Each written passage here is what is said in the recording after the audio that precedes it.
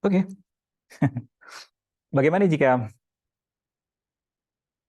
kebahagiaan adalah sebuah skill yang perlu kita latih?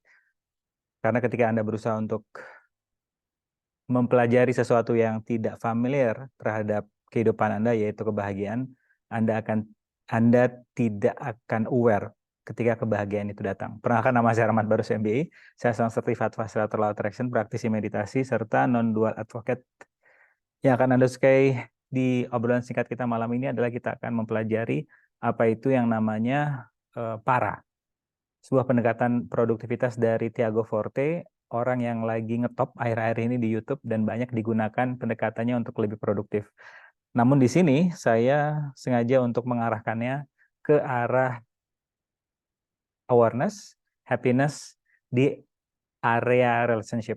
Nggak tahu kenapa tadi waktu saya sedang membuat slide-nya ini yang muncul di kesadaran saya adalah di ranah relationship. Nanti kita lihat apa yang akan bermunculan. Oke, ketika tadi saya sedang jalan menuju ke ke gym, itu saya ketemu seorang ibu dengan anaknya masih bayi dan dia minta bantuan untuk bisa pindah naik angkot. Dia nggak punya uang. Nah, biasanya saya menolak, namun nggak tahu kesadaran saya saat itu bilang, coba nih dikasih gitu. Nah, saya kasih uang ke dia, dan kemudian saya melanjutkan perjalanan. Nah, setelah selesai nge-gym, eh, saya baru ingat kalau tadi saya pakai jam. Kok sekarang saya nggak ketemu jam saya ya? Akhirnya saya cari di locker, kemudian saya cari di area angkat beban, di area treadmill. Saya nggak menemukan jam tangan saya. Nah, setelah cukup lama saya merasa gelisah, akhirnya saya bilang, "Yaudahlah, apapun yang terjadi, I'm ready." Nah, ketika saya keluar, customer service-nya manggil saya, Pak, Bapak ketinggalan jam ya?" Kemudian saya lihat jamnya, "Oh iya Pak, ini punya saya." Nah, dari kejadian tadi saya langsung teringat ke peristiwa saya ngasih uang ke ibu tadi. Apakah semesta ngasih balasan atas uang yang saya kasih ke ibu tadi sehingga saya tidak perlu kehilangan Apple Watch saya? Nah, yang terjadi adalah ada sebuah sedikit kontradiksi di saya, karena kalau saya masih percaya hal-hal seperti itu, artinya saya sedang bergerak dari eh, cause and effect, realitas sebab akibat. Nah, karena saya sedang mempelajari atau sedang menikmati proses saya mengenai non-duality, non-duality itu tidak berfungsi dari sebab akibat, tapi berfungsi dari akibat. Nah, akhirnya saya cek lagi, apakah benar gara-gara saya ngasih uang ke ibu yang butuh uang tadi sehingga jam saya nggak hilang, atau ketika saya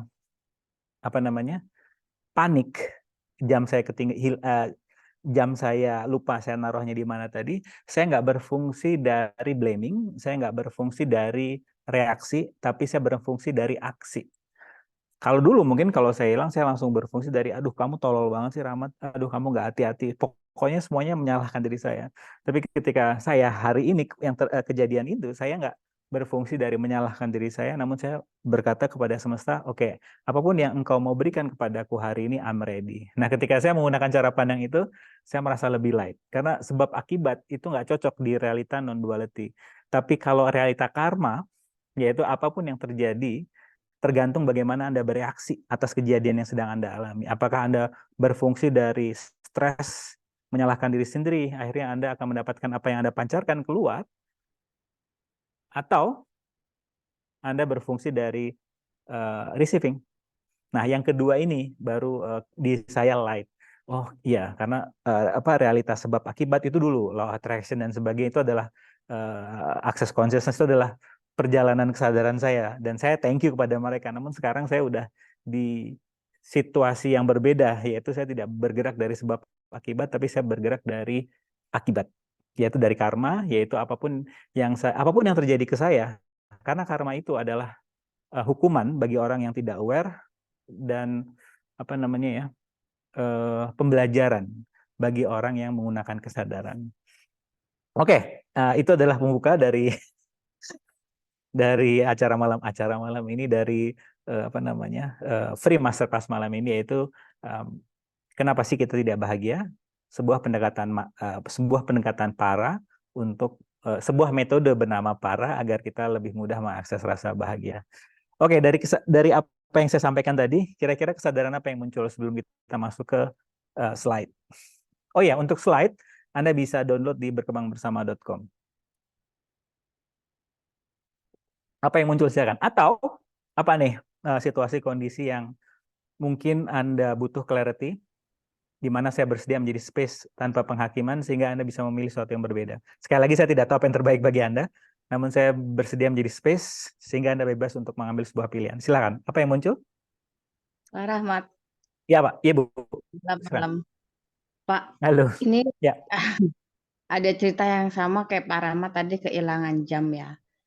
Kemarin itu saya ke Malang, saya memang rutin kalau ke Malang selalu saya kumpulin praktisi saya untuk swab bars gitu loh. Nah, salah satu praktisi itu motornya Jadi, hilang, Pak. ya. Ya, motornya hilang malam-malam memang itu kesalahan eh, eh, ada yang sembarangan gitu loh, yang minjem namanya sembarangan. Tapi dia ya udah kayak gitu. Oh, hilang motornya gitu. Ya. Terus saya bilang, coba sekarang kamu present, relax, kamu Ya. tap sama motornya, sama orang yang Ya. ambil untuk dikembalikan. Saya bilang gitu, Pak. Ya. Ah, ya udah, dia cuman duduk sebentar, relax, terus dia coba untuk karena udah tahu bisnis hour ya, kita coba Ya. untuk tap ke sana.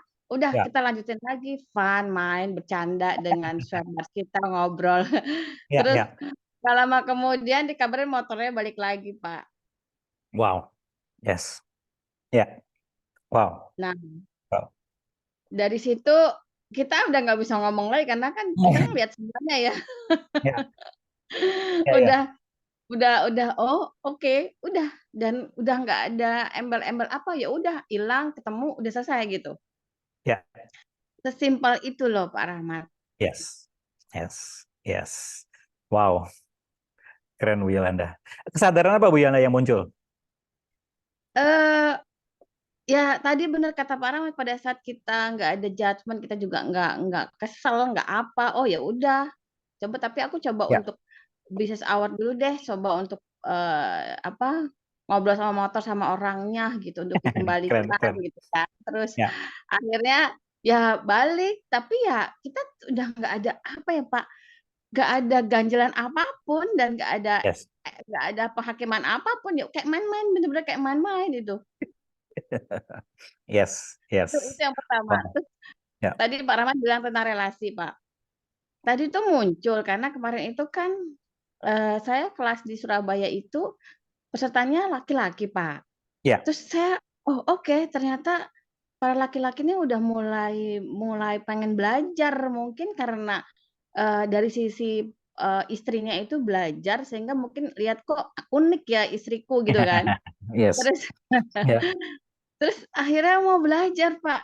Terus begitu saya coba posting fotonya, ada yang apa? Ada yang kasih respon, "Mbak, Ya. coba bikin kelas khusus laki-laki," gitu kan. Oh, Ya. Ya. lucu juga saya bilang kalau laki-laki kita kasih space gitu ya untuk kita mendengarkan apa sih sebetulnya yang selama ini yang bisa kita sharing gitu loh, Pak. Karena kan Ya. mungkin dari perjalanan relasi saya juga berjilid-jilid juga mungkin kepakai juga ya untuk sharing Ya. gitu kan, Pak. Nah, Ya. akhirnya jadi muncul relasi terus ke anak terus ke jadi akses bar itu akhirnya jadi kayak family jatuhnya gitu loh, Pak. Yes. Yes. Yes. Yes. Yes. Yes. Yes. Jadi Wow. wow itu keren banget Ya. buat saya ini kan apa ya ide yang mungkin sepele ya tapi kok saya tadi gini eh kenapa butuh laki-laki itu perlu karena mereka itu ada hubungannya dengan anak-anak juga gitu kan. Ya. Ya. Saya Ya. bilang, "Iyalah banyak laki-laki yang udah kelamaan main nggak pulang-pulang," saya bilang gitu. Yes. Yes. Yes. Yes. Iya Mbak, bener-bener gitu kan. Yuk supaya nanti anak-anak juga dapat sosok seorang ayah gitu kan. Jadi tahulah apa kesadaran itu muncul dari kedua belah Ya. pihak suami dan istri. Jadi anak-anak itu juga punya kesadaran bersama-sama dalam satu keluarga. Itu Pak Rahmat, itu keren-keren. Seru-seru. Itu keren itu saya dapat banyak banyak kesadaran yang muncul dan sesuatu yang luar biasa buat saya, Pak Rahmat.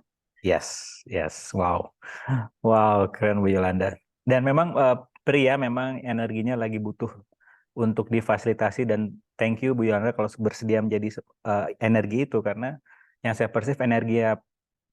Saya tidak bilang kaum wanita juga menghadapi hal yang sama, namun pria sekarang itu dalam kondisi yang serba salah. Kalau mereka ingin, jadi saya pernah cerita ya, ketika saya bantu seorang perempuan yang apa namanya lagi butuh bantuan, dia pernah bilang ke saya apa namanya, saya tidak butuh bantuan kamu kok. Padahal saya sebagai seorang pria ingin apa namanya, ya,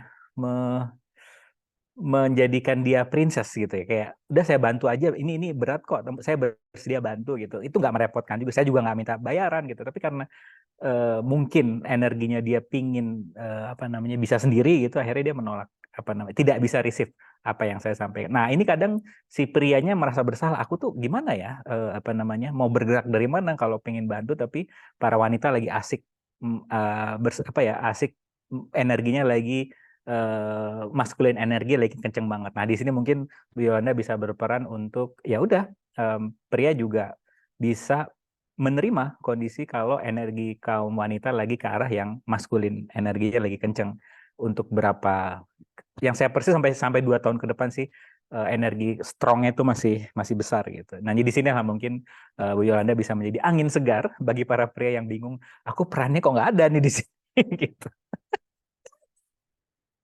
Aduh. Oke, apalagi yang muncul dari state yang dari energi yang udah mulai terbentuk ini dari obrolan kita, dari apa yang saya buka, apa yang Bu Yolanda katakan, dan apa kira-kira dari Free Masterclass kemarin sampai sekarang, kesadaran apa yang muncul yang pingin didapatkan clarity-nya. Silakan.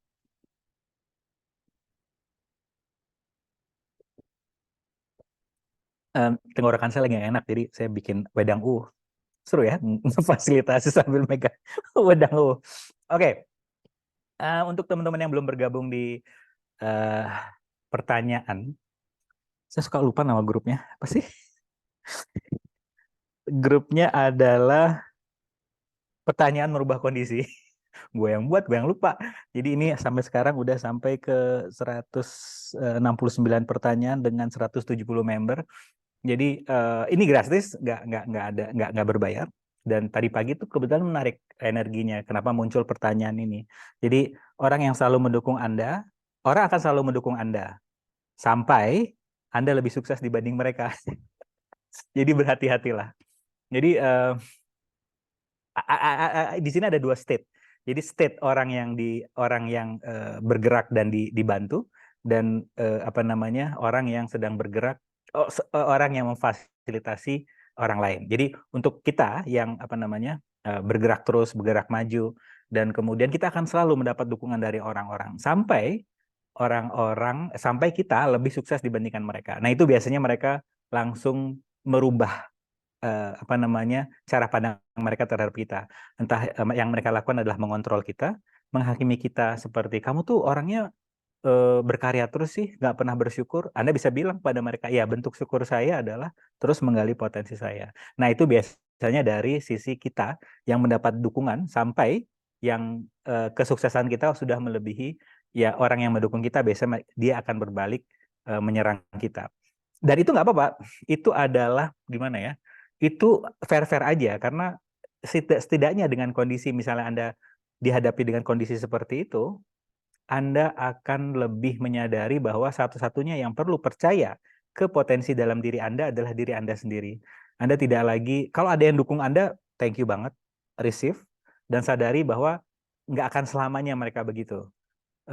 Kebetulan saat itu mereka sedang memilih untuk mendukung kita. Namun izinkan mereka juga, kalau dirasa kita sudah sukses dibandingkan mereka, biasanya mereka apa namanya berbalik menyerang. Ini kedengarannya cynical ya, tapi coba dicek nanti kalau ini light, tolong dipertimbangkan kesadarannya. Ya silakan, ada yang muncul? Ini suksesnya, definisi suksesnya menurut orang yang stop support kita kan, bukan sukses yang menurut kita kan nih. Tapi Tika itu bagus banget, Tik. Bagaimana jika definisi sukses yang dia kasih ke kamu itu adalah adalah, karena Gary Douglas bilang kan, aku tuh selalu dibilang keren banget kesadarannya, padahal itu adalah hasil judgement orang yang melihat diriku gitu. Nah, bagaimana jika orang lihat kamu sukses, ya kamu terima aja gitu, karena itu adalah sending energi juga dari mereka ke kamu. Apa yang muncul di sini, Tik?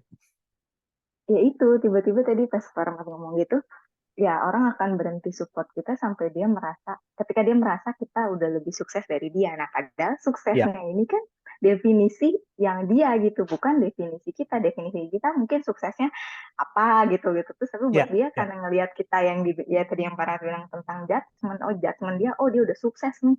Gue, ya. wah udah deh gitu stop atau apalah gitu. Tapi Ya, di definisi sukses kita kan belum tentu itu gitu. Jadi cuman kan kadang ya. suka heran aja yang ini ya kayak nyangkut ke dulu kita lagi asik terus tahu orang ini oh kelihatannya kayak sukses oh ya judgementnya mereka kan dari sukses gitu maksudnya jadi Yes. munculnya gitu sih Pak. Sama nanti perhatikan deh, yang berbalik nggak mendukung kamu ketika kamu dianggap sudah sukses dibandingkan mereka. Kalau kamu bersedia untuk kehilangan orang-orang itu, kamu akan ditarikin orang-orang yang secara level kesadaran setara. Karena yang aku persif, orang yang mendukung kamu dengan peningkatan kesadaran kamu sudah terlalu jauh jaraknya. Jadi Iya iya itu udah kayak ya ya dan dulu tuh kayak yang genggamnya susah banget tuh kayak "Ih, gimana sih maksudnya kayak gitu kayak masih kok jadi jauh sih gitu tuh kayak ya tunggu kalau ini nggak salah nggak bener jadi kayak emang ya iya sih lagi proses melepaskan yang itu ya supaya ya ya menerima benar. yang baru. Yes. Thank you Yes. Ini saya juga ngomong ke Mas Radit, orang yang menarik itu adalah orang yang tidak butuh apa-apa, namun di saat yang bersamaan adalah orang yang siap menerima, orang yang menarik itu adalah orang yang tidak butuh apa-apa, namun di saat yang bersamaan bersedia menerima apapun yang semesta mau berikan hari itu. Itu menarik banget energi di mata kita. Jadi, kenapa ke arah sana ya? Tapi ini yang muncul di saya. Halo Pak, Halo, disebut dikit langsung muncul, Mas. tadi Gimana, udah Mas? ada feel kok Pak, mau disebut kok Pak. Gimana? Ya Pak, aman kok, baik-baik aja. Apa kesadaran yang muncul dari obrolan kita kemarin? Orang tuh punya caranya sendiri-sendiri sih Ya, untuk apa namanya admire, untuk ngasih value. ya. Kadang ada beberapa memang dari yang misalnya kita dapat dari modalitas yang kita dapat apapun, Hmm. dengan berbagai macam modalitasnya, in the end of the day kita cari yang works buat kita. Ya. Yes. Ya.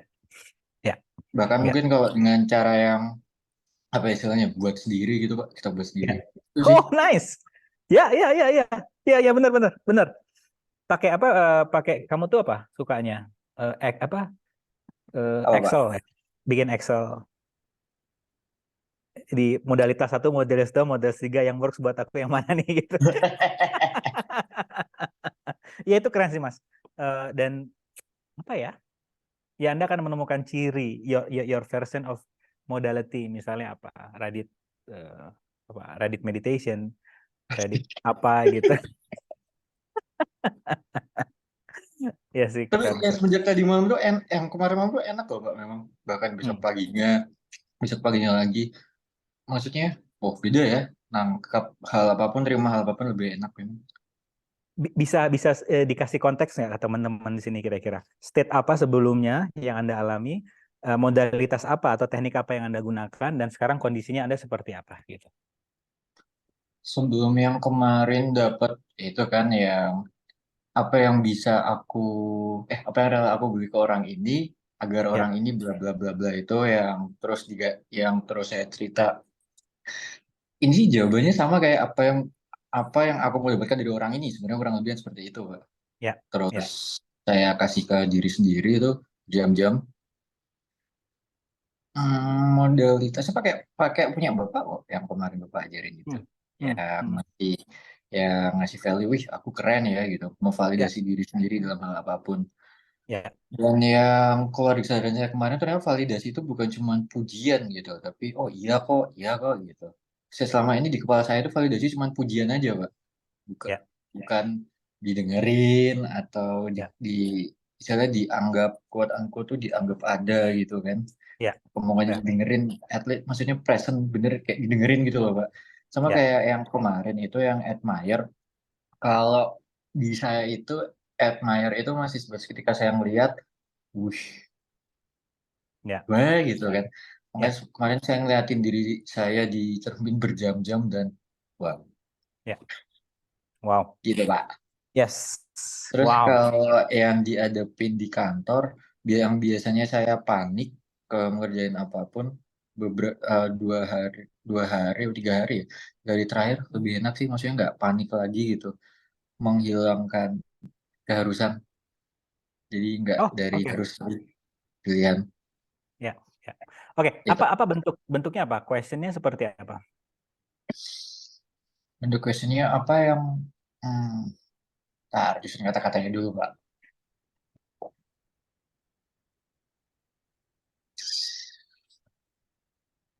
Apa Di tengah yang kondisi mau, ini apa yang aku pilih gitu. ya Ya. itu salah satunya Pak. Tapi kalau Ya. yang basic yang pertama kemarin itu kan, apa yang mau aku beri ke orang, apa yang mau aku dapatkan dari orang ini yang jika aku bisa beri ke diriku Uh. sendiri, aku sudah tidak membutuhkan apa-apa dari orang ini gitu Pak.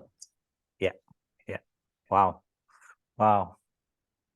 Yes. Awalnya malah supaya aku tidak membutuhkan orang ini lagi, tapi kok gak. Ya. Ya.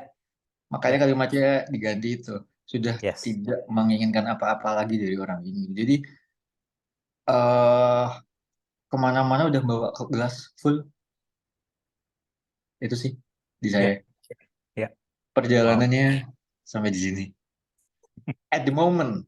At the moment, ya. Dan masih At- ada possibility yang menunggu lainnya. Jadi keep asking question, Mas Radit. Ini belum seberapa ya. Thank you.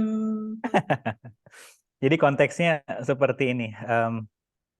Kita itu hanya akan kagum kepada orang lain yang sebenarnya kita punya potensi yang sama di sana. Namun bedanya kita dengan orang itu adalah orang itu sudah menggali saja duluan dibandingkan kita. Nah, hati-hati dengan kekaguman kita dengan orang lain karena biasanya diikuti dengan rasa, aduh dia kan udah keren, aku apa sih gitu. Itu biasanya monkey mind, otak kita langsung menyabotase hal itu sehingga akhirnya kita tidak jadi menggali potensi kita. Nah, saran saya, ada sebuah pertanyaan yang sering saya gunakan, yaitu apa sih yang saya minta dari orang lain yang saya bisa beri ke diri saya sendiri sekarang. Jadi kebanyakan ini side effect dari bermain sosial media adalah kita suka sebel dengan orang-orang misalnya bukan Anda di sini tapi orang-orang di luar sana. Itu bermain sosial media tuh suka kok dia likes-nya banyak ya, sedangkan aku kasih postingan likes-nya sedikit. Nah, saran saya dibandingkan Anda bermain energinya terhenti di sana, yang kalau kita bermain energi mungkin teman-teman ini sudah ngerti ya, apa kita tidak mendapatkan apa yang kita inginkan, melainkan kita mendapatkan apa yang kita pancarkan. Kalau kita bergerak dari rasa kekurangan, kita akan menarik hal-hal yang secara kekurangan vibrasinya rendah berdatangan di kehidupan kita. Nah, misalnya Anda mengalami kondisi seperti itu, Anda langsung tanya ke dalam diri Anda, apa sih sebenarnya yang saya butuhkan dari orang lain yang saya bisa berikan langsung sekarang tanpa menunggu orang lain. Jadi kita kan suka, aduh kok aku nggak divalidasi sama orang lain ya? Oh kalau gitu aku sendiri dong yang memvalidasi diriku dengan mengakui sudah sejauh mana perubahan Anda yang sekarang dibandingkan Anda yang dulu. Apapun perkembangannya, sebesar atau sekecil apapun tolong diakui. Karena acknowledgement adalah sebuah state yang paling penting di sisi perkembangan, development. Dan ini tidak hanya dari sisi spiritual ya. Advaita Vedanta meminta kita kitab dari kitab kuno bernama Advaita Vedanta yang dikenal dengan pendekatan non-duality dari sisi spiritual, sepi ritual itu selalu mengatakan pentingnya untuk memberikan kebahagiaan ke diri sendiri. Karena orang lain lagi sibuk dengan pikiran mereka. Oleh karena itu, tolong, apabila Anda masih membutuhkan sesuatu dari orang lain, kelamaan, segera beli langsung dari Anda ke diri Anda sendiri. Dan yang kedua adalah tentunya, Anda mengisi kehidupan ini tidak dari rasa takut, rasa kurang, rasa menyalahkan diri sendiri, tapi Anda merasa full, di mana analogi yang sering saya berikan di sini, Anda bawa kemana-mana gelasnya udah penuh. Karena kebanyakan orang kemana-mana bawanya gelasnya kosong, terus ketemu dengan orang lain, tolong dong isi gelas saya gitu. Terus dia juga ketemu Anda bawa gelas kosong, terus dia minta lagi airnya dari Anda ke dia. Akhirnya dua-duanya berantem. Nah, tapi ketika Anda kemana-mana sudah bawa gelas yang udah penuh, Anda nggak meminta sesuatu dari orang lain. melainkan Anda lebih kepada apa ya? Apa yang aku bisa fasilitasi dari orang ini gitu. Oke. Jadi itu perbedaan dan saran saya dibandingkan Anda mengagumi orang lain yang mana itu cenderungnya otak kita akan selalu melihat kekurangan kita karena mengagumi itu ada agak mirip energinya dengan membandingkan diri kita. Saran saya dari pendekatan Advaita Vedanta adalah atau non-duality adalah ikut senang akan suksesnya orang. Karena kita hanya akan gimana? Kita saat kita memberikan sesuatu kepada orang lain itu akan kembali ke kita karena kita dan saya dan Anda adalah satu. Jadi ketika saya ikut senang akan orang itu, artinya saya memberikan cinta ke suksesnya orang, sebenarnya saya sedang memberikan cinta itu balik ke saya. Jadi itu yang menurut saya state yang paling mudah untuk bisa kita gunakan saat kita melihat orang lain yang sudah sukses.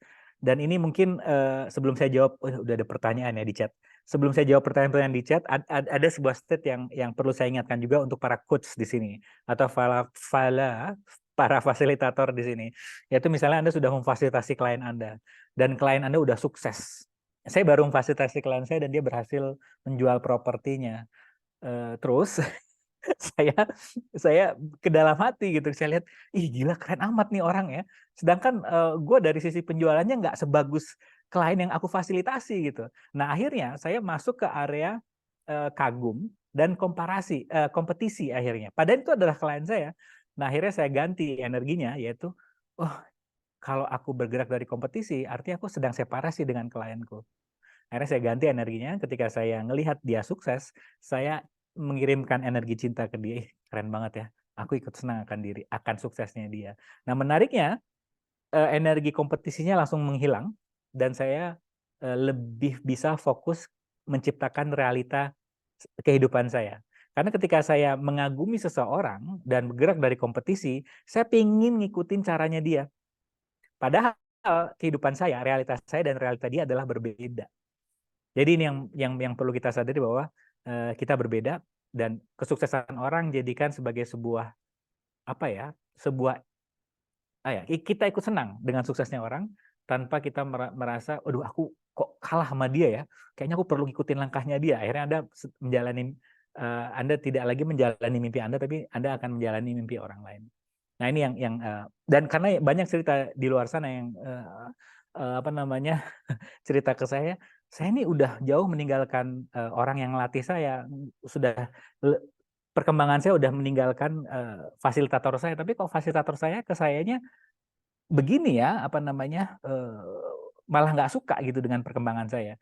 Nah, yang perlu saya ingatkan ke dia adalah ya itu tadi, orang akan selalu mendukung Anda sampai Anda lebih sukses dibandingkan mereka, dan akhirnya mereka biasanya akan berbalik menyerang dan tidak suka dengan Anda. Nah, itu adalah kehidupan atau realita kehidupan ini. Jadi mungkin kedengarannya agak sedikit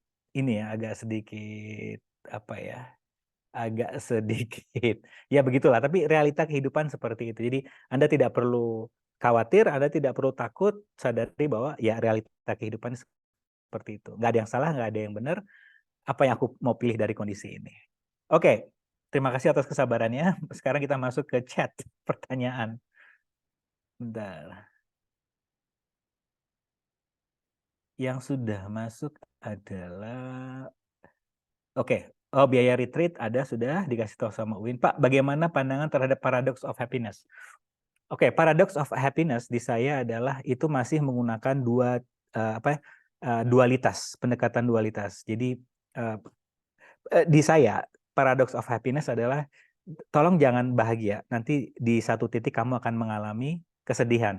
Jadi kayak itu kenapa orang-orang masih takut untuk menggali potensi dia atau terus mengakses rasa bahagia karena takut nanti di ujungnya akan mengalami sebuah penderitaan yang besar. Karena realita ini masih berfungsi, kamu harus bersakit-sakit dahulu baru bersenang-senang kemudian. Kamu harus mengalami penderitaan dulu baru layak menerima kemudahan. Nah, kalau dari sisi pendekatan non-duality adalah bagaimana jika semesta itu pinginnya memberikan terus kenikmatan kepada kita, ke kitanya sendiri, pertanyaannya mau nerima kenikmatan itu, atau kok kita mau bersakit-sakit dahulu, mendapatkan penderitaan dulu, baru kita merasa layak mendapatkan kemudahan yang diberikan sama semesta. Karena semesta kerjaannya ngasih kenikmatan. Tapi kita kadang, bukan kita sih, orang-orang di luar sana, itu bergerak dari, aduh, aku belum rajin beribadah nih. Artinya, kalau Tuhan kasih nikmat sama aku belum layak. Jadi klien saya pernah mendapatkan sebuah rezeki, namun karena rezekinya itu datangnya mudah ke dia dan dia takut diomongi sama tetangganya, dia menginvestasikan rezekinya itu dengan harapan ketika investasinya berhasil, dia bisa bilang ke tetangganya, tuh kan hidup aku nggak mudah kan, aku harus melewati sesuatu dulu untuk bisa nerima rezeki ini. Apa yang terjadi? Investasinya hilang dan akhirnya uangnya ya tetap segitu-gitu aja. Ini nggak ada yang salah dan nggak ada yang benar. Ya paling nggak Anda mendapatkan kesadaran bahwa semesta kerjaannya ngasih nikmat. Bagaimana jika tugas kita adalah menerima dengan tangan terbuka tanpa ada perlu alasan bahwa aku layak atau tidak layak. Karena tidak ada hubungannya. Apakah Anda layak atau tidak layak dengan nikmat yang datang. Tapi pertanyaannya lebih kepada apakah Anda bersedia menerima atau tidak nikmat dari semesta ini. Oke, itu dari saya, Caroline. Dari kamu sendiri yang muncul apa nih? Sorry, I'm a bad facilitator. Harusnya saya nanya dulu ya, Caroline. Apa nih kesadaran yang muncul di kamu ketika kamu lihat paradox of happiness? Apa yang muncul, Caroline? Silahkan.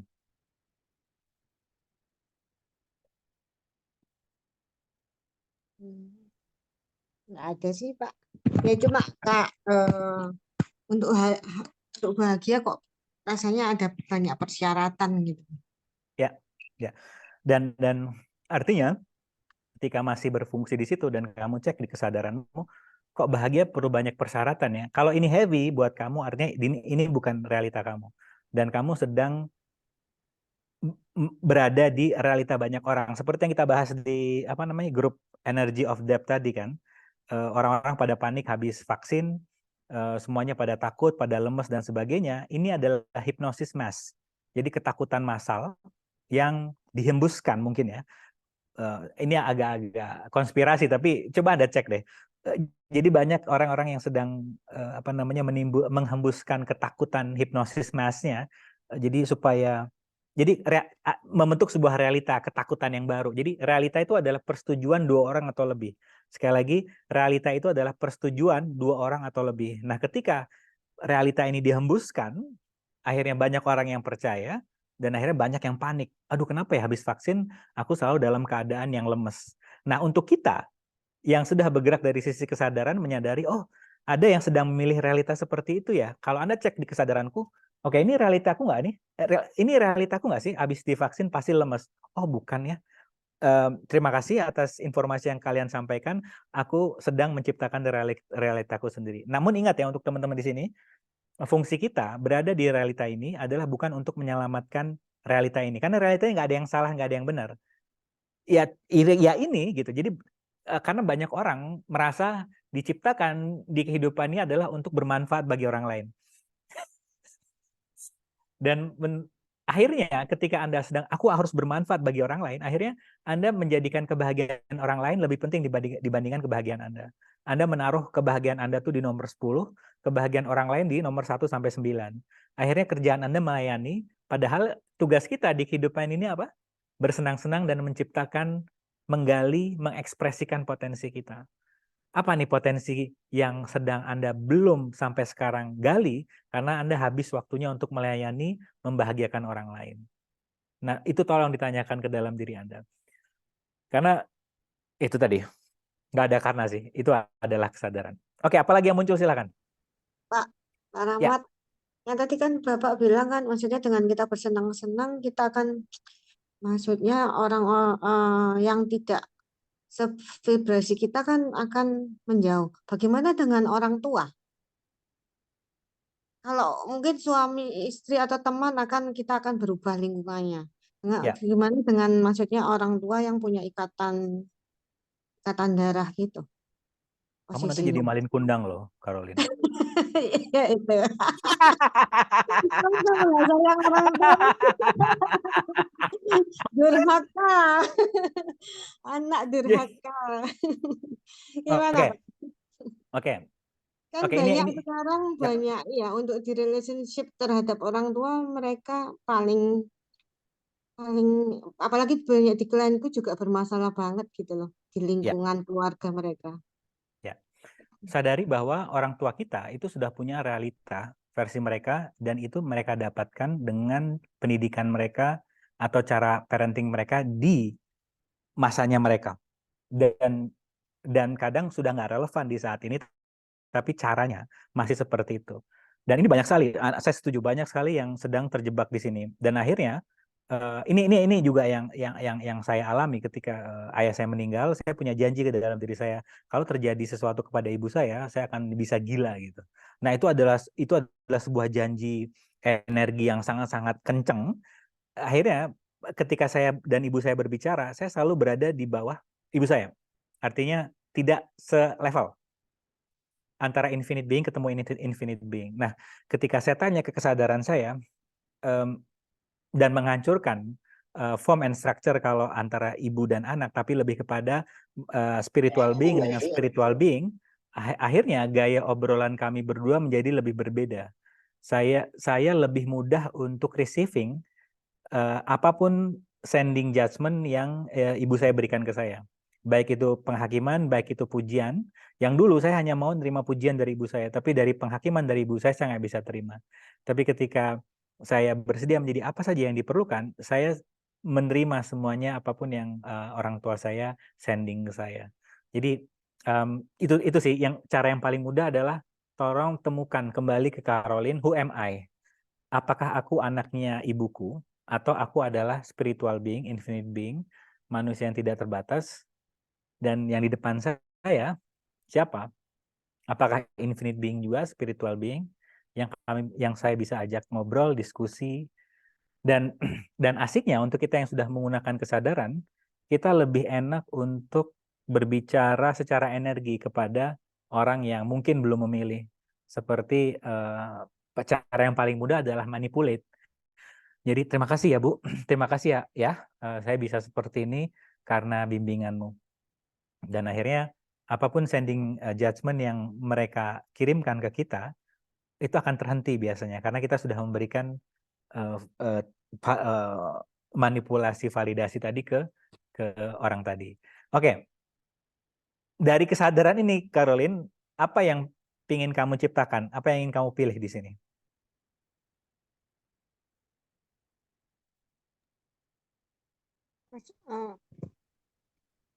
Maksudnya yang diciptakan suasananya itu. Ya, dari kondisi kamu menyadari bahwa begitu banyak controlling, terutama dengan nanti kamu jadi anak durhaka dan sebagainya, walaupun itu mungkin nggak secara verbal seperti itu, tapi secara energetikal seperti itu, kira-kira apa yang ingin kamu putuskan di sini? Karena saya merasa terlalu jauh banget ya energinya. Jadi untuk juga sama-sama untuk manipulasi itu kok terasa berat banget gitu. Oke, satu pilihan manipulasi. Yang kedua adalah see is at is, melihat orang tua kita seutuhnya begitu. Karena kebanyakan nonton film Keluarga Cemara. Akhirnya kita melihat, ya orang tua tuh harusnya seperti itu. Mengasihi, mengayomi. Tapi di realita kita, orang tuanya menghakimi. Nah, kebanyakan orang karena sering nonton film-film drama seperti itu, akhirnya merasa nggak adil kehidupan. Tapi sadari bahwa Anda dengan punya orang tua seperti itu adalah sudah di kondisi yang tepat. Nggak salah, nggak benar ya, itulah orang tua Anda. Sudah di satu titik aku maksudnya say thank you karena mereka hadir sehingga aku sudah sampai di posisi ini. Tapi di satu sisi itu yang kesulitannya itu waktu aku mendapat judgment-nya itu ya masih banyak kayak rasa takut apa segala macam gitu. Ya.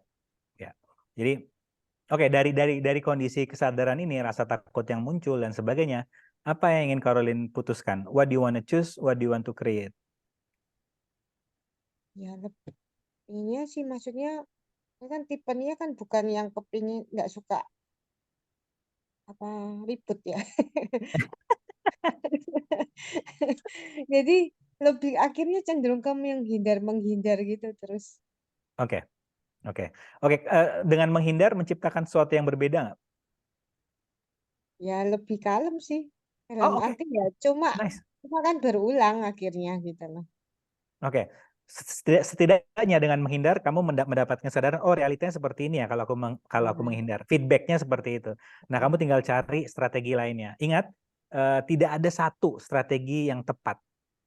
Yang ada hanyalah beberapa possibility yang bisa kita ambil yang ada di depan kita. Itu dulu diambil. Oh, kayak gini toh munculnya. Ini sesuai nggak? Oh, enggak ya. Jadi aku ambil keputusan berbeda lainnya. Gitu. Dan tolong sadari ya, kamu udah plus poinnya kamu berani mengambil sebuah keputusan, karena banyak orang yang masih menunda untuk berkomunikasi dengan orang tuanya karena merasa takut penghakiman. Bagaimana jika apapun yang penghakiman orang tua kita berikan ke kita, baik itu pujian maupun judgement, ya nggak relevan juga buat kita. Kita terima saja dengan tangan terbuka. Yang paling enggak kita merasa bersyukur, masih sehat ya orang tuaku di hidupnya, masih sehat ya kondisinya, aku masih bisa lihat dia. Walaupun setiap saat aku ke rumahnya selalu dihakimi, ya nggak apa-apa, itu adalah keputusan dia. Keputusannya kita adalah bersyukur dengan masih sehatnya dia di kehidupan. Itu namanya gifting and receiving, bukan give and take. Gitu. Iya, oke. Thank you, Pak. Sami-sami. Oke, ini kedengarannya kok enak banget orang-orang, sedangkan kita yang harus olah rasa, olah jiwa sendiri. Enggak. Jadi sadari nih, apa namanya? Sadari bahwa kita ini adalah, oke, kalau kita menyadari kalau we are the creator, kita itu kayak penyuling air ya. Apapun air kotor yang datang ke kita, keluar dari kita tuh bersih gitu. Jadi disinilah proses sulingnya, suling, proses pembersihnya tuh di kita gitu. Jadi karena sekali lagi we are the creator of everything, the good, the bad, the ugly, the magic, the miracle, kita yang menciptakan. Itu kenapa karma itu kalau kita misalnya dihadapkan dengan sebuah masalah dan kemudian kita bereaksi, bukan merespon, melainkan bereaksi, kita marah, kita tersinggung dan sebagainya, itu akan menciptakan karma-karma lanjutan yang biasanya problem. Tapi ketika kita mendapatkan sebuah kondisi dan kita lebih tenang dalam menghadapinya, oh ini yang terjadi kepadaku ya, nggak ada yang salah dengan ini, keputusan berbeda apa yang bisa aku ambil, itu karmanya terhenti, akan diganti dengan sebuah kondisi yang berbeda. Karena sekali lagi karma adalah sebuah hukuman bagi orang yang tidak menggunakan kesadaran, namun karma adalah sebuah pembelajaran bagi orang yang menggunakan kesadaran. Oke, bagaimana kalau orang tuanya sudah meninggal? Jadi ini ada sebuah cerita yang cukup menarik, Cecilia. Gary Douglas dari Access Consciousness itu pernah ketemu dengan orang yang ketika difasilitasi ditanya, apa yang membuat kamu happy? Aku suka nari gitu. Cuman apa namanya? Ditanya, loh kamu tapi aku takut kalau aku nari nanti orang tuaku akan marah sama aku gitu. Kemudian Gary nanya, loh kamu usianya 56, orang tuamu usianya berapa? Orang tuaku sudah meninggal sih. Oh, berarti penghakiman dari orang tuamu walaupun sudah meninggal masih menguasai dirimu ya? Iya gitu.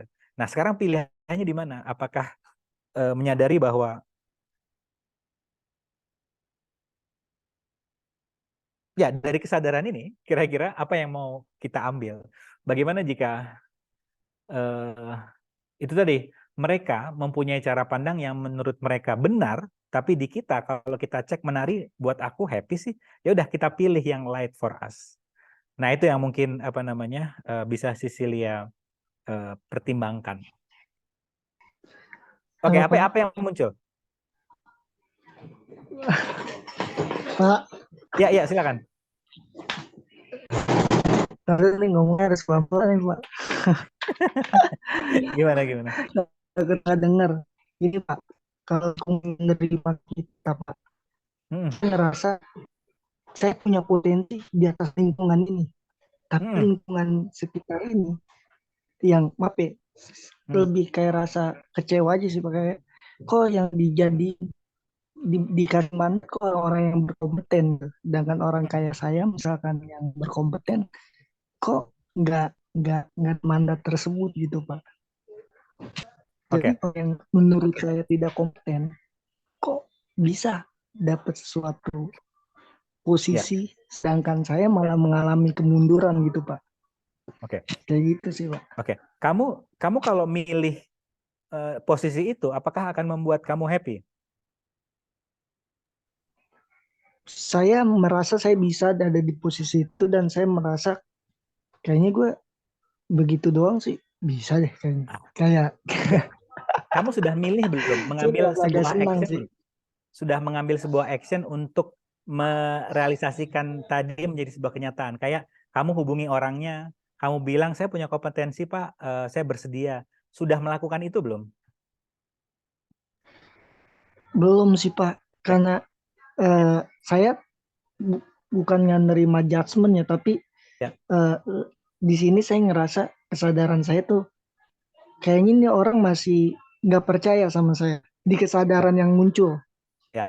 Jadi saya belum mengambil tindakan, saya nunggu dulu sampai mungkin orang tersebut mulai percaya sama saya dan baru saya masuk gitu Pak. Ya. Tapi ini menarik sih Pak, saya sebenarnya agak males. Ada satu orang yang deket sama saya, karena saya ya kasih insight, terus dia mulai inilah ngebuka diri. Tapi maaf ya Pak, ini orang agak dablek gitu. Dalam artian, dia tuh ngeluh, dia tuh setiap hari ngeluh.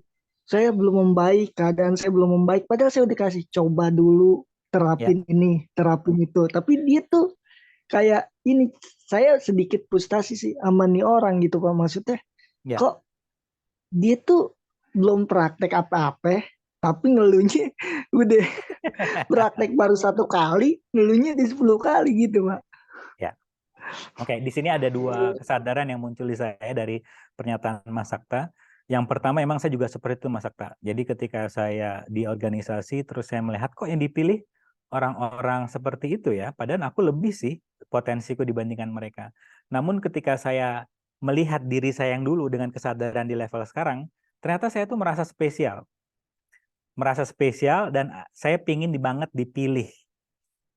Ini tolong hati-hati ya buat teman-teman yang sudah bermain-main energi bahwa Anda tidak spesial dan berhenti ingin menjadi orang-orang yang terpilih.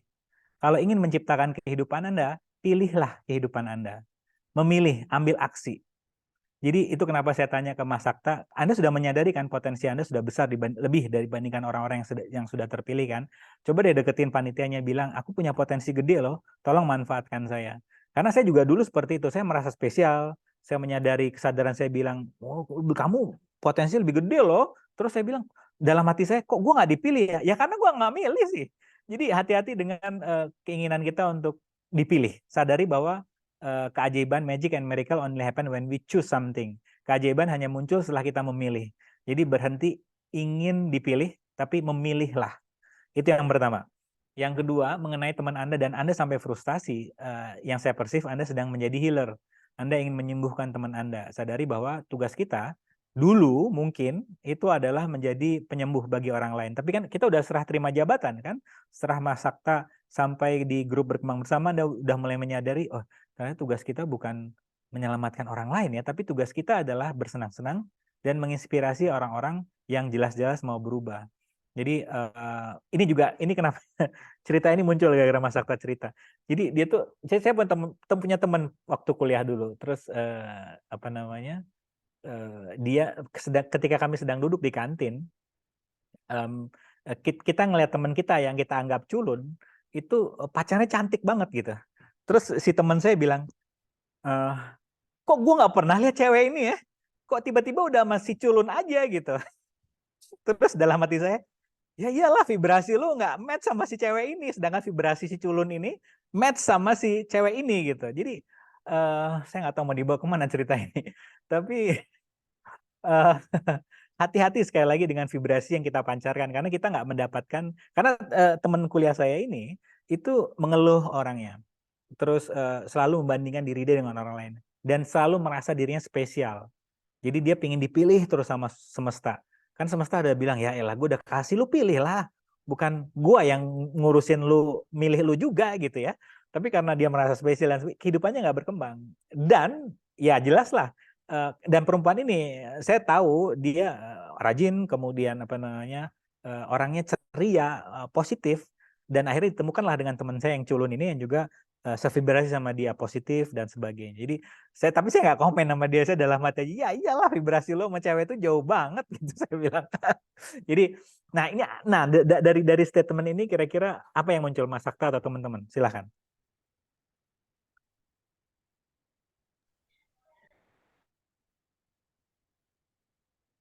Belum ada. Jadi sekali lagi pesan dari saya, berhenti merasa diri kita spesial, karena nggak ada yang spesial dari kita. Yang ada hanyalah orang sukses itu adalah orang-orang yang memilih, bukan karena merasa dirinya spesial dan pingin dipilih terus sama semesta. Karena sekali lagi semesta bilang keajaiban hanya akan muncul setelah kita mengambil sebuah keputusan. Iya, benar sih Pak. Maksudnya banyak keajaiban yang setelah saya menggunakan pertanyaan dan lain sebagainya, banyak keajaiban-keajaiban yang ini. Cuman terlalu terhalang di keajaiban yang besar gitu Pak. Saya kadang udah acknowledge keajaiban tersebut, tapi keajaiban yang untuk yang besar gitu, itu masih belum kebuka gitu Pak. Jadi di sini jadi saya meragukan diri saya jatuhnya gitu Pak. Apa saya tidak mampu gitu untuk mendapatkan keajaiban yang besar tersebut gitu. Kadang gini Pak kan, keyakinan itu kan bisa kebentuk ketika orang menang gitu. Misalkan dia bikin sesuatu, misalkan bikin lukisannya kejual ratusan juta. Kedua kalinya dia akan pede gitu. Wah, pasti bisa lagi nih. Lebih laku lagi nih. Besok bisa lebih laku. Nah, saya ngerasa bahagia ketika bikin ya Pak. Bikin entah itu tulisan, musik, entah itu video berjalan atau videografi. Ini yang saya bahagia bikin, tapi ketika saya udah nggak peduli lagi yang nonton, tapi saya pengen menghasilkan dari hal tersebut gitu Pak. Nah, hal menghasilkan tersebut itu yang bikin kadang saya frustasi gitu, karena begitu sulitnya gitu buat menarik orang. Kadang saya nggak maksa orang untuk tertarik kepada saya mencoba untuk tertarik kepada mereka. Tapi sejauh ini. Oke. Di sini mulai mulai jelas apa namanya sesuatu yang agak terlalu jauh jaraknya. Jadi sebenarnya Mas, untuk kalau Anda sudah berada di grup berkembang bersama, tugas kita adalah bukan membuat apa namanya orang tertarik sama kita atau fokus kita tertarik sama orang, tapi sudah sejauh mana sih Mas Sakta tertarik dengan dirinya sendiri. Jadi when you having fun with yourself, when you appreciate yourself, when you stop functioning, blaming, selalu melihat salahnya diri Anda tuh akan Anda akan ke sebuah state, aku tidak butuh apa-apa, namun di saat yang bersamaan aku bersedia menerima apa-apa. Itu akan menarik banget energinya di mata orang-orang. Nah, tapi itu adalah efek samping ya. Yang paling penting adalah sudah sejauh mana Mas Sakta itu me-acknowledge pencapaian Anda dulu, perubahan Anda dulu dan sekarang. Anda sudah sejauh mana menyayangi diri Anda sudah sejauh mana sih tertarik dengan diri Anda sendiri. Kemarin ada pertanyaan yang menarik. Kenapa sih kita perlu untuk dekat menyenangi dan kembali ke dalam diri kita, tertarik ke dalam diri kita tuh kenapa sih itu penting? Karena di saya, apalagi dengan melihat berita begitu banyak di Detik misalnya ya, saya itu selalu terima kasih ya Bodia, walaupun tantangan di kehidupan kita gede, tapi kamu nggak memilih untuk lompat dari gedung tingkat 10 gitu. Tahu kan? Jadi maksudnya walaupun tantangan gede, cobaan di kehidupan ini nggak pernah berhenti datang, yang mana nggak salah dan nggak benar juga adalah sebuah hal yang sifatnya netral. Thank you, kamu masih asik berselancar di tantangan kehidupan ini dan kamu nggak memilih untuk lompat dari gedung tingkat 10 gitu. Karena ya begitulah ya, orang-orang banyak memilih pilihan, nggak salah juga, tapi itu adalah pilihan mereka. Nah, itu kenapa ketika tertarik ke dalam diri kita kayak ayo yuk create lah, walaupun kondisi seperti ini, yuk kita menciptakan kehidupan kita, yuk bersenang-senang. potensi apa lagi sih yang sudah kita punya tapi belum kita gali gitu. Nah, Ya, apa yang muncul di sini Mas Akta? ya belum sih Pak, belum ada yang muncul. Cuman Ya. gini Pak, saya ngerasa tuh saya sih nggak peduli sebenarnya, tapi perasaan ini kadang sering mengganggu gitu. Kayak keluarga saya menunggu-nunggu saya gitu. Lu kapan, ayo, kapan lu, misal kapan lu bersinar dalam hidup lu, kayak ini bukan kefrustasian saya, tapi ini kesadaran kayak abang saya gitu. Ya. Ke adiknya gitu, kayak kapan ya adik gue bersinar, dia udah bikin ini, udah bikin itu, mana nggak menghasilkan, mana kapan waktu lu bisa bersinar. Padahal saya juga pengen Pak bersinar kalau semesta menghendaki. Iya. Oke, yang di saya yang muncul adalah sinaran apa yang sebenarnya Anda sudah hasilkan namun belum Anda akui keberadaannya. Itu yang pertama. Yang kedua, dari kesadaran Anda berada di lingkungan keluarga seperti itu, apa pilihan yang tersedia di sini? Apa yang muncul Mas Akta? Ya menerima keadaan Oke. sambil tetap terus menjalani dan melakukan banyak eksperimen seru. Oke. Ada satu yang muncul di Gitu. saya. Apa yang Anda tanyakan sebelumnya ke semesta sehingga kejadian ini muncul? Apakah Anda sempat bilang ke semesta, aku pengen keluar dari rumah ini untuk ngekos sendiri? Kamu pernah ngomong gitu nggak? Minta doa itu nggak? Nah, iya benar. Ya. Membawa tahu. Iya benar Pak. Ya. Ada perasaan kayak gitu karena saya menganggap Pak, maaf ya, lingkungan saya tidak membuat saya berkembang. Jadi Ya. buat infinite gaya saya merasa saya perlu sebuah lingkungan yang bisa seperti air lah, yang menyirami saya seperti bunga sehingga saya bisa mekar dengan indah gitu Pak. Gitu Tapi maksud kalau saya. ngikutin Dan kata-katanya Caroline tadi adalah paradoksnya yang Mas Sakta perlu sadari, Anda perlu mensyukuri dulu kondisi sekarang. Anda perlu menerima iya, semua dengan tangan terbuka dulu kondisi sekarang. Karena kalau Anda iya ingin benar. pindah dari rumah Anda tapi dalam kondisi aku ingin membuktikan kepada orang tuaku, kepada kakakku kalau mereka salah dan aku benar, yang terjadi kamu menciptakan kehidupanmu karena ingin membuktikan sesuatu kepada orang lain. Akhirnya nggak menikmati gitu. Sadari bahwa kondisi sekarang dengan kakak seperti itu, dengan orang tua seperti itu sudah tepat. Nggak lebih, nggak kurang, udah pas aja komposisinya. Kamu tinggal tanya, apa sih kontribusinya? Aku bersyukur banget dengan kehadiran mereka di kehidupanku. Nah, apapun keputusan yang kamu ambil nanti, entah kamu pindah kos, entah kamu bilang iya atas ajakan temenmu yang minta nemenin dia di rumahnya, misalnya ini muncul saya nggak tahu apa. Jadi kamu bisa memilihnya karena kamu having fun gitu, bukan karena ingin membuktikan orang tuamu salah dan kamu benar. Karena itu adalah dua energi yang berbeda ya. Jadi knowledge dulu, sadari dulu Pak ya, terima dulu dengan tangan terbuka. Ya. Keadaan saya sekarang, kalau nanti ada kesempatan ya cus ambil gitu. Yes. Oke. Makasih Pak. Sami-sami. Karena menurut pendekatan lama, pendekatan kuno, Advaita Vedanta atau dikenal dengan istilah non-duality, penderitaan itu hanya akan terjadi saat kita menolak apapun yang sedang semesta berikan kepada kita. Kita beranggapan ini salah, artinya aku berhak untuk mendapatkan sesuatu yang lebih benar, dan kita menolak yang sedang kita alami. Tapi saat kita menerima semua dengan tangan terbuka apapun yang semesta berikan kepada kita, kita bersyukur. Dapat cobaan juga, terima kasih, kontribusinya apa ya dapat cobaan ini. Anda akan mengambil sebuah keputusan berdasarkan kesadaran, bukan berdasarkan aku nggak mau menerima rasa nggak enak ini. Aku buru-buru. Kebanyakan orang problemnya semakin besar karena dari cara pandang seperti aku nggak mau mengalami ini, aku ambil keputusan ini. Tapi ketika ini sudah terjadi ya, aku terima dengan tangan terbuka. Nah, action yang diambil setelahnya itu akan biasanya lebih tenang dan nurturing, bukan menambah permasalahan lebih besar. Ini bagus pertanyaan Eni yang selanjutnya. Supaya tidak bereaksi dan tetap tenang, latihannya gimana sih Pak? Kembali menjadi diri kamu yang seutuhnya, En. Dan berhenti ingin menjadi orang lain. Jadi, temukan versi kamu. Kalau aku tidak bereaksi dan tetap tenang, apa yang akan aku pilih sekarang? Gitu.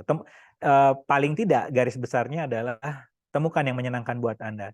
Oke, jadi begini. Ini yang selalu saya tanamkan ke klien saya, yang mungkin Anda teman-teman di sini bisa pertimbangkan adalah tolong sisakan waktu 2 jam atau sejam sebelum Anda berkomunikasi atau berhubungan dengan kehidupan luar.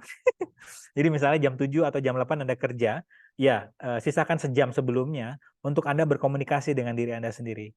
Seperti meditasi, journaling, melakukan hobi Anda sejam aja. Atau mungkin kalau sejam terlalu lama 15 menit aja. Kalau 15 terlalu lama 10 menit aja. Anda berikan waktu untuk diri Anda sendiri. Kenapa? Dengan Anda memberikan waktu untuk diri Anda sendiri atau dikenal dengan istilah morning routine ya. Dari sisi penelitian sudah ditemukan bahwa saat Anda memberikan itu dulu kepada diri Anda sendiri, Anda dalam kondisi yang happiness, yang state-nya happy gitu. Kalau apa namanya Navy SEAL tentara elit Amerika Serikat sebelum perang itu mereka diminta untuk merapikan tempat tidurnya. Kenapa? Karena apapun yang terjadi saat mereka misi nanti, mungkin ada temannya yang ketembak mati atau dia luka atau misinya nggak berhasil, ketika kembali ke barak dan ngelihat tempat tidur sudah rapi, level stres dia akan cepat untuk turun. Jadi temukan hal-hal yang bisa Anda kendalikan dan fokus di sana dan berhenti ingin mengendalikan hal-hal yang jelas-jelas tidak Anda bisa kendalikan. Ini yang mungkin bisa Anda pertimbangkan. Nah, kata Uwin nih, thank you bodiku, meskipun kadang capek banget, ada anak 4 masih kecil, ada bayi, kerjaan, rumah tubuh, nggak ada neni, akhirnya aku nggak lompat dari lantai 10. Iya, asik energinya Win, thank you. Karena apapun yang kita hadapi sekarang itu udah tepat, nggak salah dan nggak benar, sudah tepat sekarang ini gitu. Pak Rahmat nanya, apa sih arti bahagia itu menurut Bapak? Kapan kita dianggap bahagia? Bagaimana kita menjadi bahagia? Bagi dong resepnya. Bahagia itu menjadi diri saya yang seutuhnya, Pak. Bahagia itu ketika, banyak ya state bahagia, cara pandang bahagia. Di saya ada 3 definisi bahagia, yaitu ketika saya bisa mengekspresikan potensi dalam diri saya, entah apapun itu, seperti nulis, bikin podcast, nyuci piring, bersih-bersih rumah, yang mana ada seorang psikolog Indonesia ya, itu lagi bikin buku yang intinya adalah dia menterapi dirinya dengan cuci piring. Saya lupa namanya. Ada kemarin dikirim sama ini. Jadi cuci piring itu walaupun kelihatannya simple, itu adalah sebuah mindfulness, pendekatan mindfulness yang menurut saya simple, murah, dan menyenangkan. Jadi masuk mana tadi? Balik lagi. Sorry, pikiran saya itu seperti ini. Mungkin ada SDH ya. Balik dulu. Jadi seperti itu. Yang kedua adalah, pertama mengekspresikan potensi dalam diri. Yang kedua adalah mengakui sudah sejauh mana perbedaan diri kita yang dulu dengan yang sekarang, sudah jauh mana. Dan yang ketiga adalah, ini agak teknikal ya, tapi kalau dari pendekatan neuroscience, pentingnya kita menyadari bahwa di antara satu pikiran dengan pikiran yang lain ada sebuah ruang bernama ruang kebijaksanaan. Nanti mungkin sebelum sesi ini selesai kita meditasi 5 menit dulu untuk menemukan ruang itu ya. Jadi dari pendekatan mindfulness ada sebuah ruang bernama ruang antara atau space lah katakan, yang letaknya antara satu pikiran dengan pikiran yang lain, di mana ketika kita sering mengakses ruang itu, kita akan lebih mudah untuk tenang. Nah, tenang ini sebenarnya adalah state bahagia. Bahagia di sini Pak, di bahasa Indonesia itu masih gimana ya? Masih rancu, bukan impulsif, masih ada pemicu dari luar. Itu definisi bahagia di bahasa Indonesia. Tapi bahagia yang seutuhnya, yang sesungguhnya adalah bahagia sesungguhnya adalah menjadi diri kita yang seutuhnya, apapun itu kita siap menerima gitu. Itu state bahagia sebenarnya. Nggak perlu dipicu, harus ada apapun, harus ada orang mengasihi kita baru kita merasa syukur, dan menderita kalau ada yang nggak suka sama kita. Tapi ketika kita didatangkan sebuah kondisi yang menyebalkan, kita siap menerima dengan tangan terbuka. Tapi ketika ada pujian, kita juga siap menerima dengan tangan terbuka. Itu adalah state bahagia juga. Jadi nah, dari penjelasan saya Bapak bisa tanya ke dalam diri saya, oke, si Rahmat ngomongnya seperti ini. Apa sih bahagia versi saya? Anda sering tanya itu saja ke dalam diri Anda. Itu pun Ya, ada yang muncul kesadarannya, silakan. Oh, no. Halo? Ya. Yang Halo? apa sih kamu? Ya. Kesadaran apa yang muncul, Halo, silakan. halo Pak. Ya. Tahu ini kayak bukan punya saya tapi muncul aja nih. Ya. Ya, kayak ini buat laki-laki. Kayak laki-laki tuh pengen selalu jadi alpha dominan gitu Pak. Di kelompoknya gitu, di circle-nya gitu, di Ya. komunitasnya gitu. Ya. Saya ya kenapa saya nggak tahu ya. Saya mengidolakan Rocky Gerung, bukan mengidolakan sih, lebih suka energi dia. Dia tuh unik gitu. Dia tuh diserang, dihujat, diintervensi tuh dia bisa ngebalikin dan Ya. bisa buat orang yang intervensi itu diem Pak gitu, langsung Ya. kicep ya, nggak ngomong apa-apa. Nah saya Ya. rasa masih tertahan gitu. Ya. Mungkin takut menyakiti. Atau sebenarnya Mas menyadari bahwa ada saatnya aku Dimunculin saya sih kayak gitu. Ya, atau Mas Sakta menyadari bahwa mungkin itu gayanya si Rocky Gerung ya, seperti, tapi apa sih laki-laki versi saya? Apa sih apa namanya manusia infinite being versi saya? Karena saya juga dulu seperti itu waktu kuliah, saya pingin orang-orang dengerin saya. Karena saya beranggapan ya orang pintar tuh harus banyak ngomong. Tapi semakin ke sini, saya menyadari, oh ternyata orang-orang yang menguasai pembicaraan adalah orang-orang yang sering bertanya. Jadi ketika saya menyadari hal itu, akhirnya saya nggak perlu lagi membuktikan kepada orang lain kalau saya pintar, karena saya terus memvalidasi diri saya setiap hari. Rahmat, kamu pintar banget ya, bisa menemukan topik dengan cepat, terus kamu kombinin dengan semesta, kosmos, and earth energi, keren banget. Itu yang selalu saya sampaikan ke dalam diri saya. Nanti enaknya ketika saya memfasilitasi orang, saya nggak butuh validasi dari orang, karena ketika orang ngambil sesi fasilitasi kepada saya, karena dia ingin perubahan, bukan pingin memfasilitasi fasilitatornya. Itu adalah kerjaan saya ke diri saya sendiri. Jadi itu kenapa banyak fasilitator yang terjebak di sini. Dia nggak pernah memfasilitasi dirinya sendiri, akhirnya dia meminta kliennya untuk memvalidasi dia. Akhirnya sesinya lama banget. Tapi ketika kita sudah sering memvalidasi diri kita sendiri, akhirnya ketika kita bertemu dengan orang lain, ya kita hadir buat mereka seutuhnya, gitu. Ya, tapi ini cara pandang saya. Jadi kalau Mas Sakta temukan, what is your version to be man, to be human, to be infinite being itu seperti apa? Gitu. Oke, ya. Ada yang muncul? Oke, kita masuk ke ini dulu ya. Kalau belum ada, kita masuk ke PDF bentar. Habis itu nanti kita tutup dengan sesi meditasi. Sorry, ketenangan jiwa.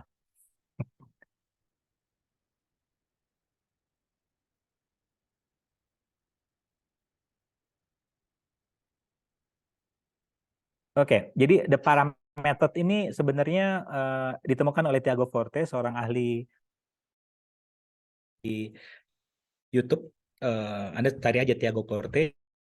Namun saya gabungkan dengan non-dual karena kadang cara-cara untuk lebih produktif ini, itu kalau saya temukan garis merahnya rata-rata, itu merasa bahagianya nanti.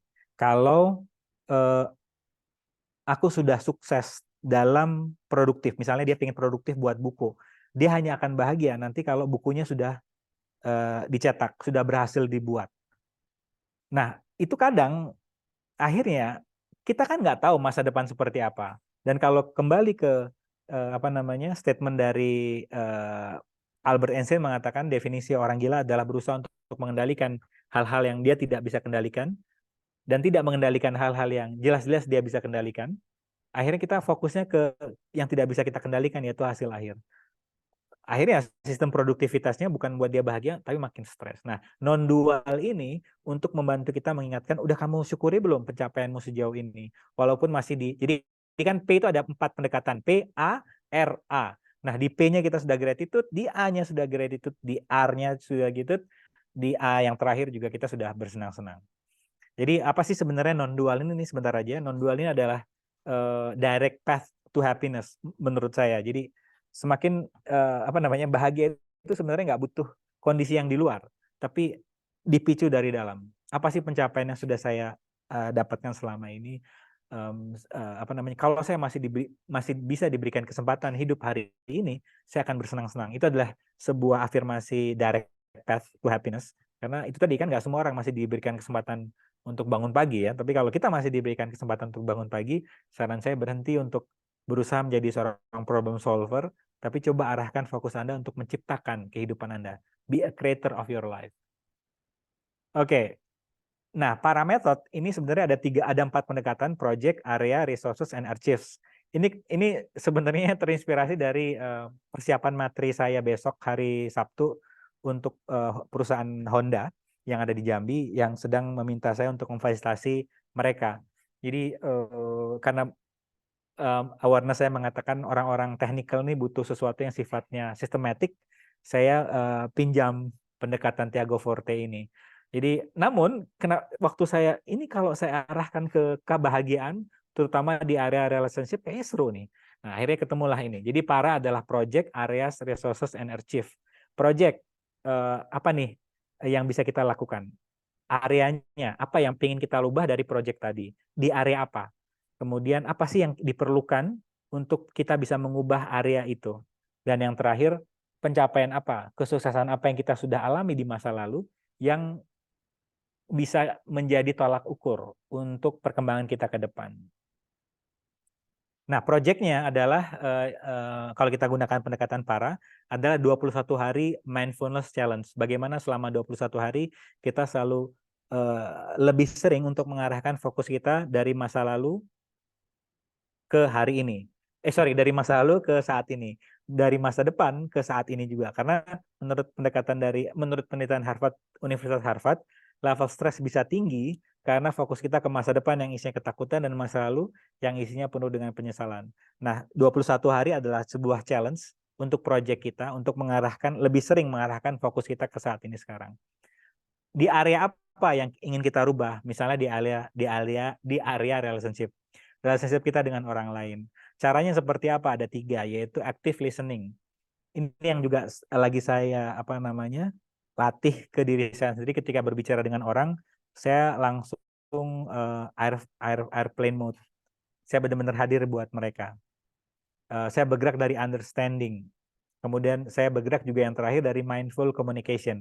Mindful communication versi saya adalah asking question. Oh, dari kondisi ini apa yang ingin kamu putuskan gitu.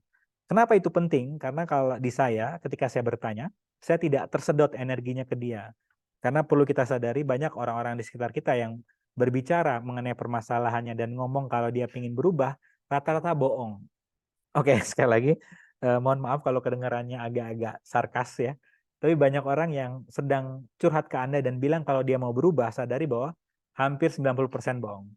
Karena nggak semua orang kayak Anda yang hadir di sini. Anda kan kerjaannya pingin banget merubah kehidupan Anda kan. Anda menyadari bahwa kayaknya potensiku besar banget deh. Ini belum seberapa gitu. Tapi ini nggak semua orang punya. Karena banyak orang itu senang banget berjalan di kehidupan ini menunjukkan kalau dirinya bermasalah. Nih loh, lihat gue nih. Masalah gue gede banget loh, gue keren banget. Ya nggak apa-apa, nggak ada yang salah dengan itu. Tapi hati-hati ketika berbicara dengan orang itu, seperti Mas Sakta tadi, nanti akan masuk ke rasa bersalah. Kok aku nggak bisa ngerubah orang ini ya? Padahal orang-orang yang udah jelas-jelas mau berubah sama kita, itu nungguin kita tapi kita nggak memperhatikan mereka karena kita fokusnya kepada orang-orang yang jelas-jelas nggak mau berubah. Oke, ada question masuk. Bener banget. Iya Bu Yolda. Please be aware. Oke, apa nih yang kita perlukan untuk bisa melancarkan project kita, challenge 21 hari mindfulness untuk mengubah kondisi relationship kita sehingga lebih berbeda. Apa resources-nya? Yaitu book The Power of Now, itu menurut saya bagus. Kemudian podcast ya Berkembang Bersama lah, itu podcast keren menurut saya. Dan YouTube yang lagi saya tonton sekarang adalah The Diary of CEO. Dia ada tamu seorang psikolog. Aduh, nanti kalau ini saya kasih di grup deh. dia berbicara mengenai relationship. Itu cukup bagus. Jadi resources di PARR-nya resources itu adalah temukan hal-hal apa yang akan membantu Anda untuk melancarkan project mindfulness Anda yang ingin mengubah kondisi relationship Anda. Dan yang terakhir itu learning from archive. Jadi gini, hati-hati, tapi hati-hati juga. Ini saya wanti-wanti ke teman-teman. Oke, kita boleh belajar dari masa lalu, tapi pastikan bahwa jadikan masa lalu, entah itu kita sukses di masa lalu, entah kita gagal di masa lalu, hanyalah sebuah feedback, bukan sebuah tolak ukur untuk mengambil sebuah keputusan. Karena kalau kita, jadi gimana kata-katanya? Jadi kalau misalnya kita sukses di masa lalu, terus kita menjadikan itu sebagai itu udah benar tuh, akhirnya kita akan takut mengambil sebuah keputusan karena kita beranggapan itu adalah sukses yang paling benar. Padahal kalau dari sisi awareness and consciousness, awareness adalah kesadaran, consciousness adalah level kesadaran. Bagaimana jika sukses Anda yang segitu itu belum seberapa? Masih ada tingkatan-tingkatan selanjutnya. Itu kenapa banyak orang takut kehilangan sesuatu. Karena dia beranggapan udah mentok, aku suksesnya udah kayak gitu, udah segitulah. Padahal ketika Anda asking question lagi, itu akan masih ada level-level sukses yang selanjutnya. Jadi ini belum seberapa dari apapun nikmat yang sudah Anda terima dari semesta, sadari ini belum seberapa dengan apa yang sudah semesta siapkan buat Anda. Learning from mistake. Kalau di kita nggak ada istilahnya kegagalan, yang ada hanyalah feedback. Dan inspirational reminders. Jadi sadari bahwa satu-satunya yang buat Anda bergairah dalam mengisi kehidupannya adalah diri Anda sendiri. Itu tadi saya selalu bilang kepada Anda bahwa kita nggak spesial, berhenti menunggu untuk dipilih, tapi segera pilih. Kita bukan, karena kita mungkin dari kecil nonton Cinderella, yang yang menunggu ada seorang pangeran tampan yang menolong dia gitu ya. Itu kelamaan, bro. Jadi saran saya, segera ciptakan kehidupan Anda dengan mengambil sebuah keputusan. Yuk, create yourself, create, segera pilih. Gitu. Dan tentunya, sekali lagi ini adalah sebuah perjalanan, tolong nikmati, tidak ada garis finish yang kita kejar. Jadi untuk teman-teman yang sudah tertarik ke area kesadaran, tolong berhenti melihat orang lain, sadari mereka mungkin sudah lebih dulu mengambil sebuah keputusan untuk mengakses level kesadaran dia, berhenti melihat orang lain, kembalilah ke dalam. Dan juga saya wanti-wanti teman-teman di sini, kalau Anda bertemu dengan orang-orang yang mengatakan bahwa dirinya sudah belajar kesadaran, sadari bahwa journey kita masing-masing. Karena banyak orang yang cerita ke saya, dia merasa kecewa ketika ketemu dengan orang yang belajar kesadaran, tapi obrolannya masih kompetisi, ngomongin orang di belakang dan sebagainya. Itu nggak salah ya. Paling tidak Anda kayak diberikan realitanya. Loh, lihat loh, ada orang yang belajar kesadaran tapi masih mengakses hal seperti itu. Nggak salah juga, tapi itu adalah pilihan. Paling tidak Anda berhenti berasumsi bahwa orang-orang yang sudah menggunakan kesadaran akan benar-benar menggunakan kesadaran di kehidupan mereka sehari-hari. Jadi hanya percaya Anda. Oh iya, thank you. Declare. Saya perlu declare. Apa sih istilahnya? Bukan term Indonesia. Saya perlu mengatakan di sini, apapun yang saya katakan di sini adalah based on my interesting point of view. Tolong jangan percaya. Kalau ini light buat Anda, tolong pertimbangkan. Tapi kalau heavy, tolong cari pendekatan yang lain. Kalau pendekatan PARA dari Tiago Forte ini terlalu jelimet, tolong cari yang mudah banget buat Anda. Oke. Baik. Mari kita meditasi sebentar saja untuk mengakses ruang tengah tadi. Di antara satu pikiran dengan pikiran yang lain, kita masuk nanti coba kita at least kita say hello dulu. Sehingga Anda, oh ini toh yang namanya space, oh ini toh yang namanya bahagia. Coba nanti kita akan masuk ke sana bareng-bareng ya. Oke, silahkan cari tempat yang nyaman. Ini nggak lama-lama kok. Oke, bentar.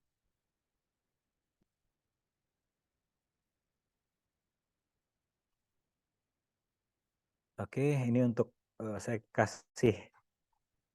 kasih ruang antara rekaman voice dengan meditasi. Baik, sambil Anda duduk dan merasakan suhu tertentu di ruangan di mana Anda berada, silahkan cari tempat yang nyaman, entah itu di ruangan kerja, di ruangan dapur, ruang makan, atau ada klien saya juga yang memilih untuk ada di dalam mobil. Karena menurut dia mobil bikin dia rileks. Temukan yang nyaman, apapun itu ruangnya. Baik, silahkan tarik nafas. Kemudian hembuskan. Kemudian tarik nafas. Tarik energi keberlimpahan. Dan saat Anda hembuskan rasa takut akan potensi yang Anda miliki. Kemudian tarik lagi nafas. Tarik energi percaya diri, rasa percaya diri. Kemudian saat Anda hembuskan, keluarkan energi rasa kurang akan kemampuan yang Anda miliki. Tarik nafas yang dalam, tarik energi yang Anda inginkan, kemudian hembuskan energi yang Anda tidak inginkan. Sekali lagi, tarik nafas yang dalam, saat Anda hembuskan, silahkan tutup mata Anda.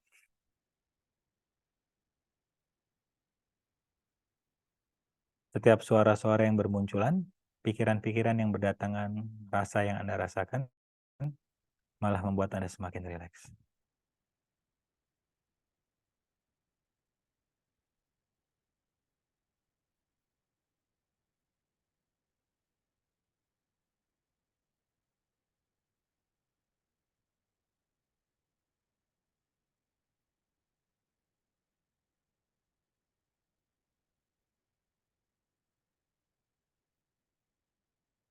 Baik, sekarang besarkan space Anda sebesar ruangan di mana Anda berada sekarang. Setiap otak kritis Anda bilang, ih, gimana caranya? Aku nggak tahu. Izinkan saja dia bergerak dengan sendirinya. Karena kita bukan manusia yang sedang belajar spiritual, melainkan kita adalah makhluk spiritual yang sedang belajar bagaimana sih rasanya menjadi manusia. Kembalikan diri Anda menjadi energi kembali. Anda bukan tubuh Anda adalah infinite being. Oke, sekarang besarkan space Anda. Setelah sebesar ruangan tadi, sekarang sebesar kota di mana Anda berada sekarang.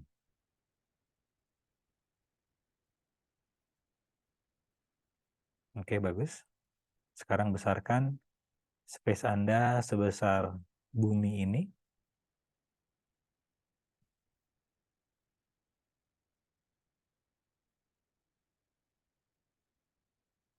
Dan kemudian besarkan lagi space Anda sebesar semesta.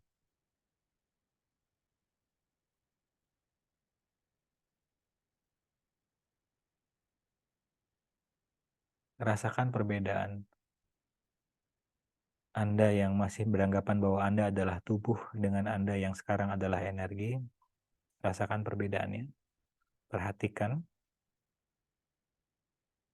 Amati sehingga Anda lebih familiar.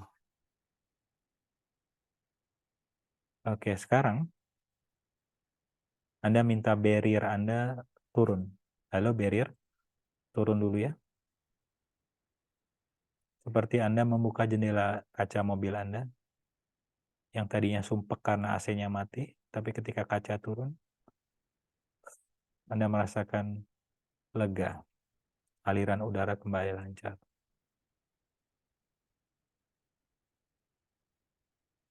Dinding energi ini biasanya berdiri untuk melindungi kita.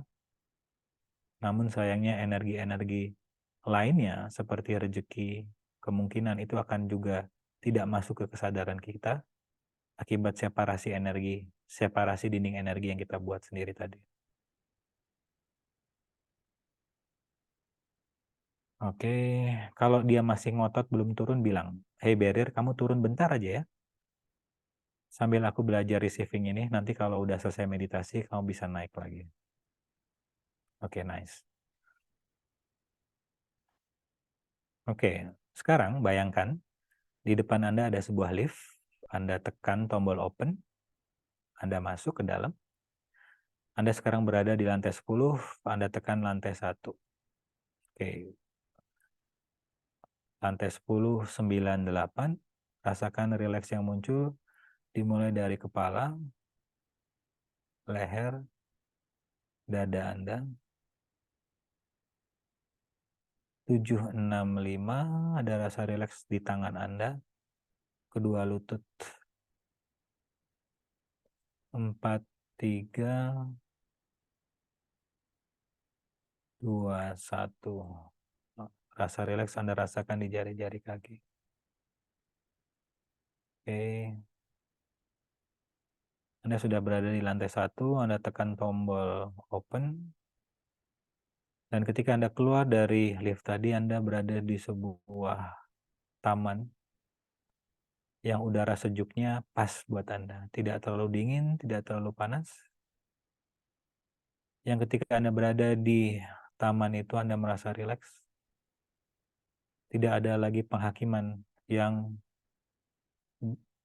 berdatangan ke Anda. Anda merasakan space yang sangat besar.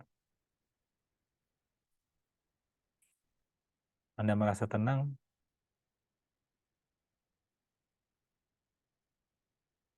Ketika rumput menyentuh kaki Anda merasakan aliran energi yang naik dari bumi, menjalar ke kaki Anda, naik ke lutut, naik ke perut, naik ke dada, naik ke kepala, dan kembali ke semesta.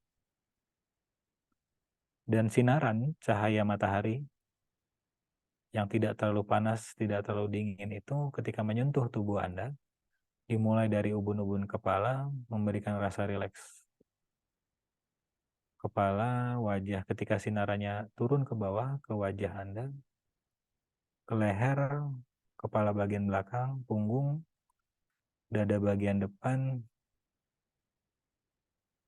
tulang bagian belakang, perut, lutut, kemudian ke jari-jari kaki dan kembali ke bumi.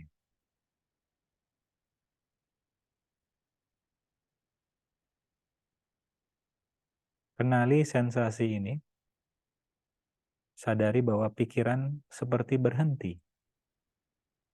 Anda berada di ruang kosong, yang mana lalu lintas pikiran seperti terhenti sementara.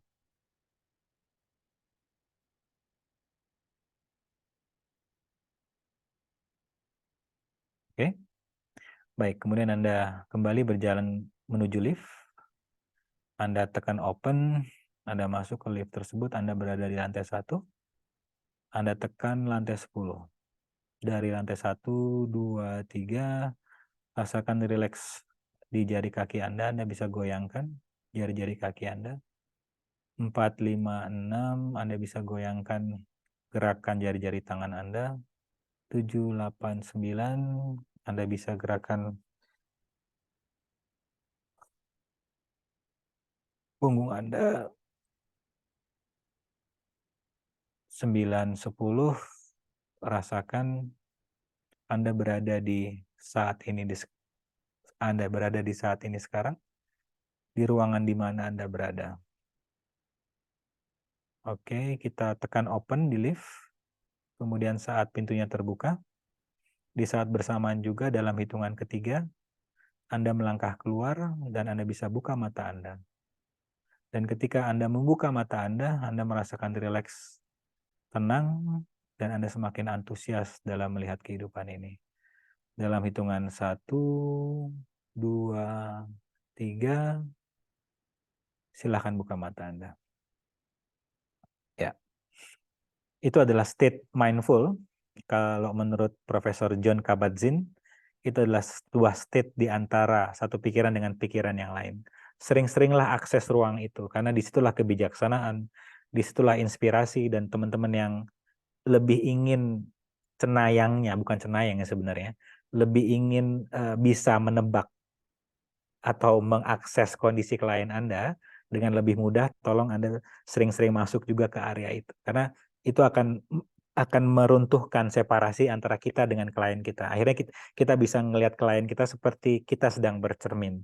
Nah, kalau Anda sudah bisa melihat klien Anda seperti Anda sedang bercermin, apapun yang dialami, Anda bisa mengakses dari tubuh Anda. Oh, kok rasanya seperti ini ya?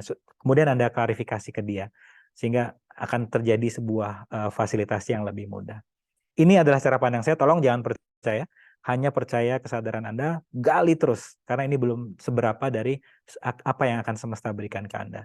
Terima kasih sekali lagi atas kehadirannya malam ini. Selamat bersenang-senang, and keep having fun. Bye-bye. Thank you, Pak. Makasih Pak. Makasih, Pak. Sama-sama.